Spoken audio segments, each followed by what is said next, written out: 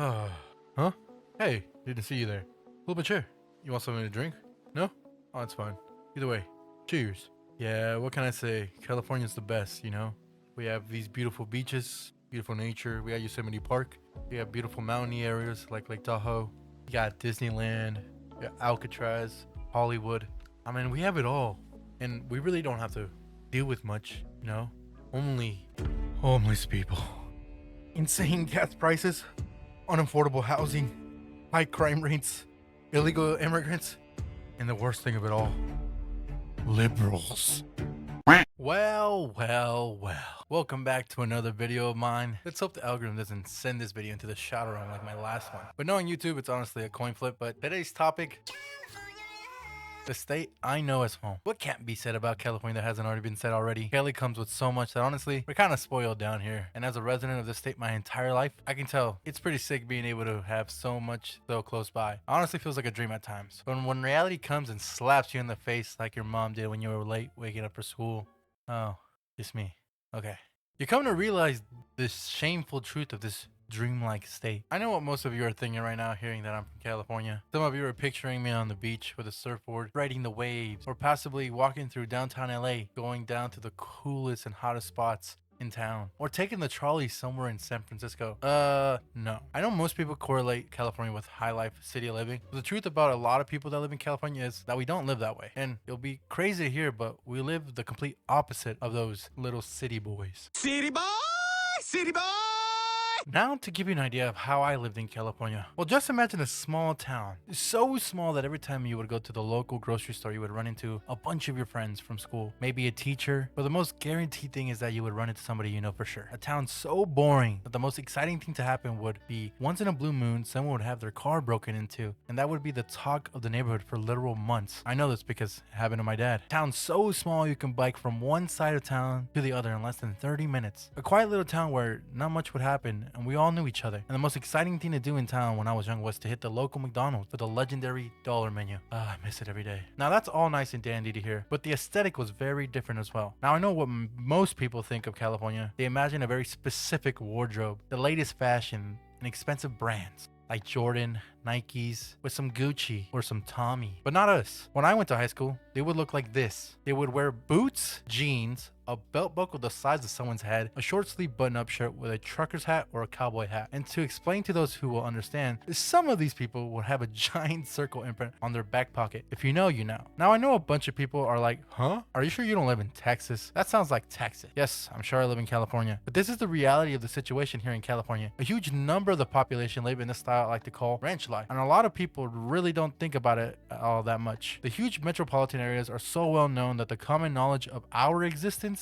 gets consumed and the rest of California just kind of vanishes, and the only thing left is LA, San Francisco, and San Diego. Now living in an area like this my entire life, you have a certain outlook very different from the average Californian. Some would say I'm pretty conservative. I mean, I'm Catholic. That would be the case in general, but for other things as well. And this is where I'd want to start our conversation on how not every Californian is a liberal brained individual like the rest of the US thinks. We have some of us that have a brain and are capable of using said brain. Now I know what a lot of people have to say about us California folk isn't the best. And just doing a simple search on good old Reddit, why do people hate Cali so much? We are met with these reasons as to why. Cost of living, social issues, politics, and culture. And I love to tackle each one of these one at a time, using my perspective as a fellow resident to see if what people have to say has some good merit or if it's just people having a hidden jealousy behind these posts. To start off with, the cost of living is a huge point even tons of us residents here complain about. The simple fact that I was working a full-time construction job and could not afford a home for myself was super frustrating. And you know those memes about how stupid was I as a kid spending time playing with my toys when I should have been working and buying a house in the market crash of '07? What an idiot I was. It's too real sometimes. Like, we all know that buying a house in this day and age is literally a pipe dream that a huge portion of us younger individuals probably won't be able to achieve until way later in life. But here in California, that dream is multiplied by 10. Houses here are literally the same price as literal mansions in other states. Believe me, I've checked. Like, I have a better chance of you stubbing and liking the video than being able to afford a home by find myself in this day and age. So this is 100% very reasonable to give us criticism. I mean, there are studio apartments in San Francisco that are literal thousands of dollars to afford. But living arrangements aside, food is expensive as well. As the ability to go out and eat a nice meal with friends or family, well, get ready to get handed a $300 plus bill. And that's not even including tax, which I always follow the 15% rule for tipping. So if we do the simple math, we are talking about $345 for one outing. And then we have the cherry on top. That would be the freaking gas prices. I mean, we have to get gas to go to work, meet our friends, go buy food, the whole 9 yards. I mean, gas is the lifeblood of how people get around and do stuff. Unless you're one of those idiots that have an electric car that can't seem to fucking drive. Anyways, gas prices here in California have always been insane due to the good old government taxing us fine residents into oblivion. I recently had a friend of mine move away into another state and he complains about how gas is $3. Meanwhile, here in California, it's almost $7. It's super frustrating to hear other people from other states complain sometimes, but us Californians just take it to the chin due to just having an amazing geolocation. I mean, pretty much everyone in the state can hit a beach or a beautiful mountain in less than a day if they really wanted to. But people visiting damn near want to blow their brains out when they come to visit because they go to Disneyland and find out a churro is like $15 a pop. So don't worry, completely understand your frustration. Now, due to this aspect of living here, we run into another problem, the social issues, as the post puts it. I think the most talked about points in our major cities would have to be the growing mob of homelessness and drug addicts, sadly to say. I know when I visit those cities, they make me cringe and feel super uncomfortable because, like how I explained it, this isn't normal where I'm from, and it's not normal for a lot of people. So when I hear about people visiting from different parts of the country or different parts of the world where they don't see this as a day-to-day experience, it makes me feel super embarrassed, and we should be. I mean, these cities are known internationally, and we don't have the decency to clean up these areas for literal millions of tourists that spend thousands of dollars to come see what we brag about online. Like, come on, we say we are #1 in the world, but our most known cities here in California look like actual scenes from The Walking Dead. Like, come on. To give you guys an example of how it's like in these cities, a couple years back, I went to AX, and on arriving to the convention center, there was a homeless lady in the street in the middle of traffic screaming and yelling. Meanwhile, her whole tit was out and about for the whole world to see. All this at 8 in the morning, blended. And what comes to accompany the homelessness in these parts? Well, that would be crime, of course, because where there's one, there is the other. Now, most major cities have a crazy crime rate, and the ones here in California are no exception. It's actually worse than the average. I mean, God forbid your favorite color is blue or red because your ass is getting stopped and jumped because you thought that red or blue shirt looked cool in the morning. I mean, if you're in one of these cities at one point in time, you will most likely see a cop fly by once or twice on a good day. This is just another thing I can't even defend against when people talk about smack about California because they're so right. And most Californians would be like, oh, it's part of the charm, man. And when I hear people say that, I want to slap the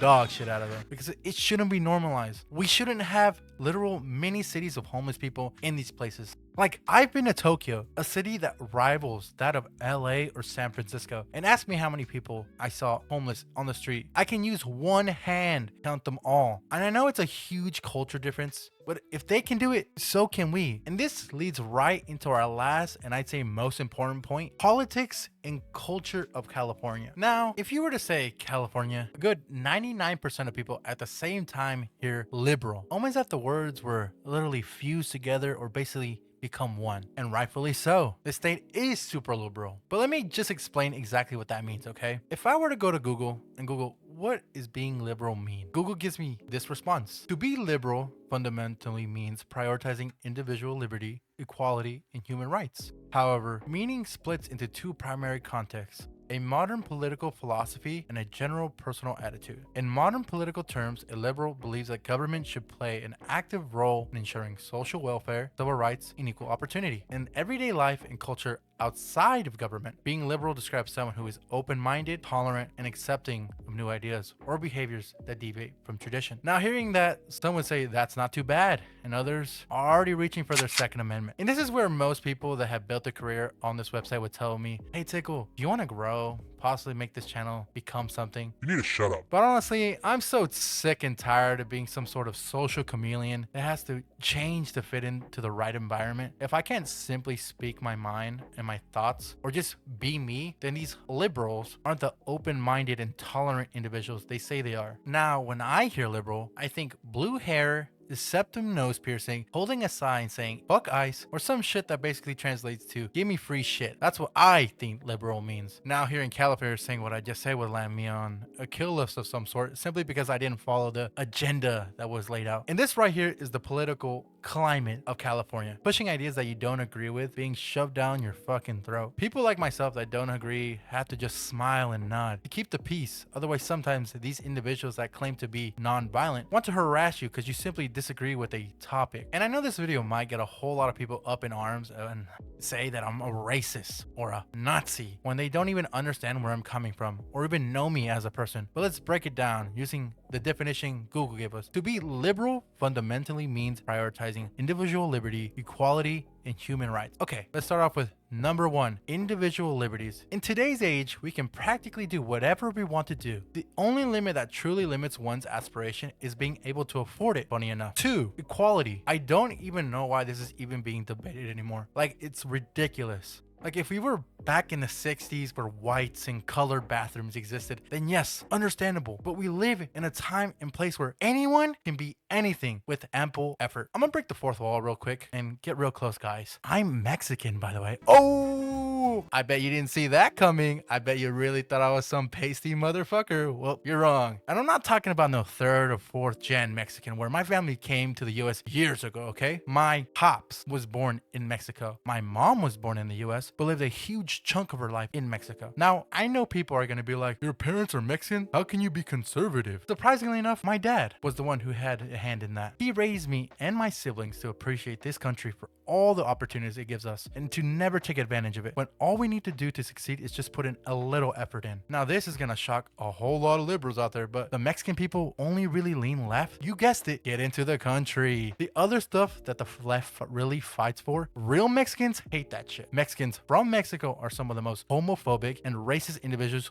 you will ever meet. Why the left fights for them, I have no clue, but I can go on and on about this topic for days. So if you want to hear that, let me know, but I got to return to the topic at hand, which was equality. And so I tell you, as a oppressed minority, equality is alive and well. I have the same opportunity as my white friends and nothing limits me but myself alone. And I really do believe that. And this is coming from a guy that's been asked, do you speak English a lot in his life? And number three, lastly enough, human rights. In the sentiment just spoken before, everyone has rights except one group. And I know I'm about to piss off even more people, but as a Catholic, unborn children's rights are always being taken away. That's my stance on that. Through my belief, that's how it is. I know people will be like, what about this situation or this one? You're a man, you shouldn't have an opinion. I can talk about this topic in full at a different time, but that's just what I believe in. So pretty much that covers good old California. So, in a nutshell, California is an expensive shithole full of brain-dead individuals that can't use 1% of their mental capacity if their lives depended on it. Damn, maybe the rest of the US is right about California. But don't you worry, I'm here to stay, to change this place for the better and to give them hell. Thank you for watching the video. Like, subscribe to the channel, leave a comment, let me know how I'm wrong and stupid and how I'm a bigot and all that good stuff. Well, that's it for the video, so bye-bye.